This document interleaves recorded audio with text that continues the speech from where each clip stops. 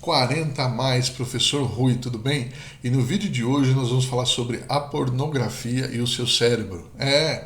A pornografia e o seu cérebro. Mas antes, vamos entender lá no passado, naquela aula do ensino médio, ensino fundamental, alguma coisa sobre o nosso cérebro, né? Como que funciona, mais ou menos. Nós temos algo no nosso cérebro chamado de neurônios, né? O que são neurônios? São células cerebrais que têm a função de captar o que está acontecendo aqui dentro do seu corpo. Às vezes você está doente, né? Tem uma bactéria, enfim, ou captar estímulos externos, ou seja, está chovendo, está muito calor, tem um leão atrás de mim. Então ele serve para captar e avisar os outros neurônios que está acontecendo alguma coisa para que o seu corpo tome uma atitude. E tudo isso acontece em questão de milissegundos, é muito rápido, né? Nós temos aproximadamente 35 bilhões de neurônios distribuídos no nosso corpo, tá bom? Mas a maior quantidade fica no cérebro. Esses neurônios, para se comunicar, eles produzem algo chamado, um processo químico chamado de neurotransmissores. Então o neurônio, para se comunicar, aqui tem um neurônio, aqui tem outro. Esse vai se comunicar com esse, então ele produz neurotransmissor, o neurotransmissor vem e esse capta. Então houve a comunicação. Na hora que esse capta, esse tem um estímulo, impulso elétrico, ele dá um choquezinho dentro dele e produz um neurotransmissor e assim sucessivamente para o outro, para o outro, para o outro, até o corpo reagir àquele estímulo que o neurotransmissor está querendo passar. Então, o neurotransmissor, ele passa estímulos diferentes dependendo do que está acontecendo, né? Tá frio, tá calor. Então, para cada reação tem um neurotransmissor específico, tá bom? Para estímulos sexuais, nós temos um neurotransmissor e um hormônio chamado de dopamina. Então, a dopamina, o que são hormônios, professor Rui? Hormônios são mensageiros produzidos por glândulas. Lembra da glândula adrenal que eu falei que produz a cortisol, que produz a adrenalina? Então hormônios são produzidos por glândulas e pelos neurônios. No caso da dopamina, ela é produzida pelos neurônios. Então, o neurônio produz a dopamina.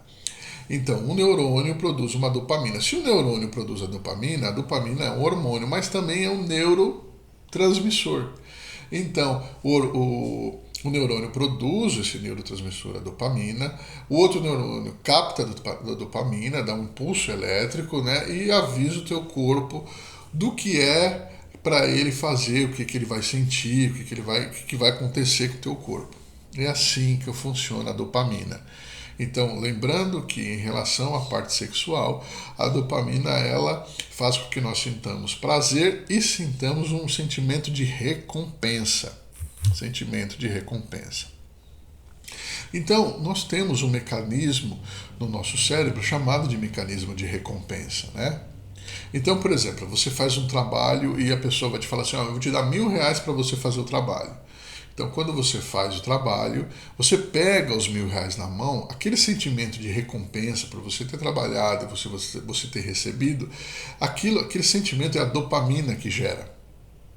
Então, vamos supor que esse mês você recebeu 1.000. No mês que vem, você vai receber 2.000 pelo trabalho. Poxa, mês passado você recebeu 1.000. Aí o chefe fala assim, agora eu vou te dar 2.000 pelo mesmo trabalho. Nossa, na hora que você está chegando perto e pega aqueles 2.000, poxa, pelo mesmo trabalho que você fez 1.000, então a sua sensação de recompensa fica maior do que mês passado, ou seja, dobrou a produção de dopamina no seu organismo. Vamos supor que no outro mês o chefe fala, bom, eu te paguei 1.000 no primeiro, 2.000, mas pelo mesmo trabalho eu vou te pagar 3.000. Nossa, pelo mesmo trabalho. Aí você trabalha o mês inteiro e quando você pega aquele dinheiro, o sentimento triplicou, porque você recebeu muito mais por aquele trabalho que você tinha recebido 1.000, agora você recebeu 3.000. Então houve muito mais dopamina. E pode acontecer também ao contrário, né? Pode acontecer ao contrário. Você recebeu 1.000 no mês, aí o chefe vai falar, não, agora eu vou te dar 500. Aí você pega lá os 500, poxa, no mês passado eu recebi 1.000, agora 500, quer dizer, a dopamina diminuiu. Então a dopamina, o mecanismo de recompensa, ele pode aumentar a dopamina ou pode diminuir a dopamina, dependendo do que você vai receber ali.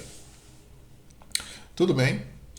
Então, a pornografia, assim como substâncias viciantes, ela mexe ali no sistema de recompensa, né?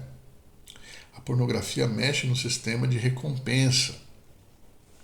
Então, quanto mais pornografia você vê, mais sentimento de recompensa você terá, ou seja, maior é a produção de dopamina pelo seu organismo. Então, quanto mais pornografia você verificar, você vê, maior é o sentimento de recompensa no seu organismo. E é esse sentimento de recompensa de tal forma que agora você já não sente esse sentimento de recompensa com um parceiro físico. Não dá o sentimento de recompensa. Você precisa de pornografia para ter o sentimento de recompensa. Ou seja, você vai ter muito mais prazer em ver a pornografia do que fazer sexo com um parceiro físico ali. Sentimento de recompensa.